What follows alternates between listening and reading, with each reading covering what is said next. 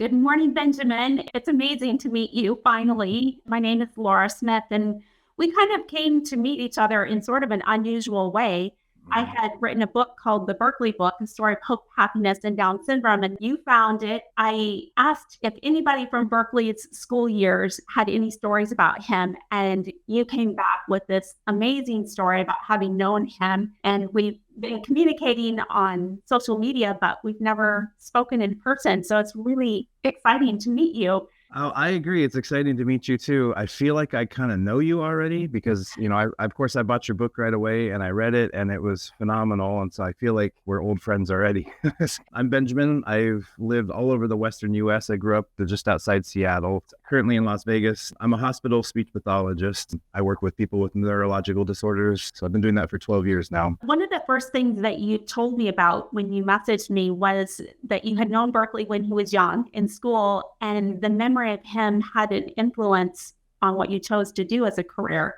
I don't think I'd be able to overstate Berkeley's influence in my life. I've known Berkeley since I was 10 years old in sixth grade. That's when I first met him. I was in Mr. McDonald's class. He sat next to me. And I remember looking over and seeing him. And as a 10-year-old, I'd never seen anyone with Down syndrome before. And so he was a little different. And I just remember feeling peace and this happiness just oozing out of him. He was just so friendly and so happy all the time. We also had another kid in our classroom. He had a traumatic brain injury. I believe he'd been hit by a car. And Berkeley sat next to him. So Berkeley was kind of in between the two of us. And I remember a lot of times that other student sometimes wouldn't want to do his work. He wouldn't even want to pick up a pencil to do the worksheets we're working on. And Berkeley was always working on helping him to get his work done on top of having done his own thing. But I feel like I became very close with him that year. Fast forward about 10 years, I was 20 years old. I had no idea what I wanted to do with my life. I'd actually dropped out of high school, got my GED. There was one job that I had. I felt really strongly that I was supposed to quit. And I didn't know what to do because I needed a job. I had rent to pay and I thought, I can't quit this job. I need this job. So I went in, I talked to my supervisor at the beginning of my shift and I said, I'm not going to work here anymore. And that was the end of that. The next Monday, I started working in special education classroom in the local school district there. I was assigned to work with a high schooler that had autism. And I remember we would sit in the back of the classroom and I look around and just thought, this is where I'm supposed to be. And it's because of Berkeley. I remembered how much fun it was sitting next to him and getting to experience sixth grade alongside him. And I thought, that's the kind of people that I want to work with. And then I moved to California.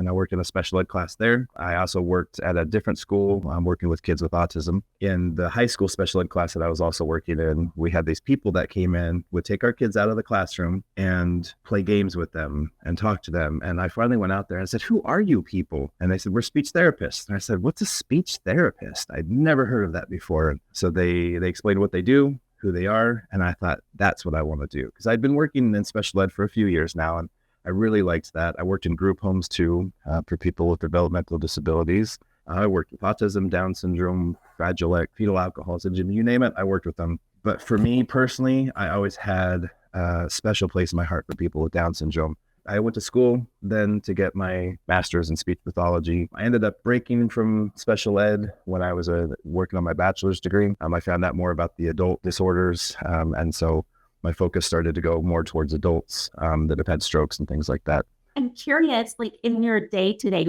work, does his memory or your interaction with him still influence how you interact with the people that you help?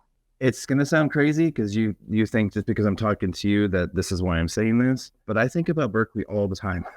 I've thought about him so much over the last, 33 years now since I met him. And I only knew him for a short period of time. And so I didn't really interact with him after sixth grade. But the impact that he had just in the few months that I knew him has lasted me until now. Here's someone who could easily just say, I have an excuse to get out of doing things, and I never saw him use any excuses. He was always willing to help the people around him. So I thought, if he can do that, I can do that. And then that translates when I help work with my patients, of course. I walk in the doors and I can just kind of leave my problems behind and focus on the people that I'm working with. What is he like now, like day to day? Amazing innocence and kindness and joy, but he's also very responsible. He loves to work. He's held a job most of his adult life. He takes that very seriously. He was bussing tables for one of the Microsoft cafes. And, there's always the annual health department inspection. And their cafe had a 100%.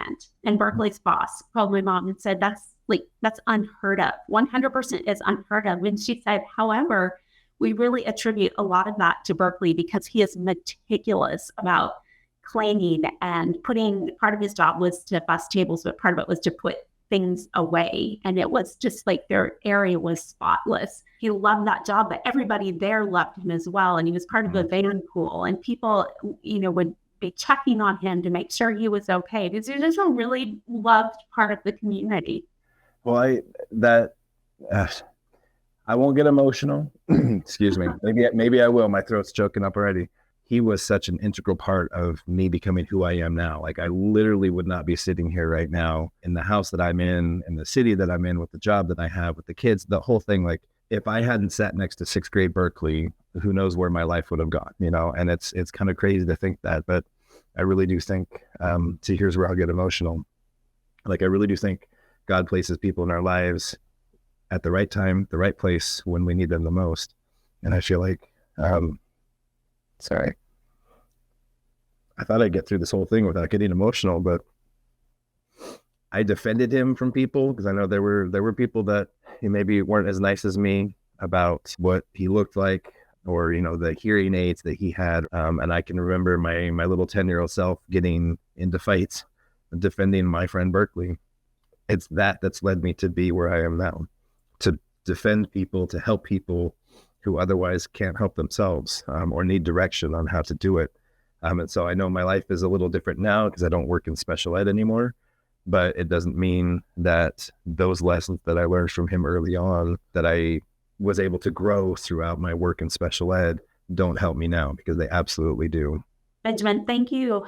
Thank you so much. I know you have a really busy life. You've got kids, you've got a job. Taking time to sit down and chat with me about Berkeley has really made my day. It's been an incredible experience to talk to you and someone that knew Berkeley way back when. This has been really cool. So the honor really truly is all mine. So thank you for this opportunity.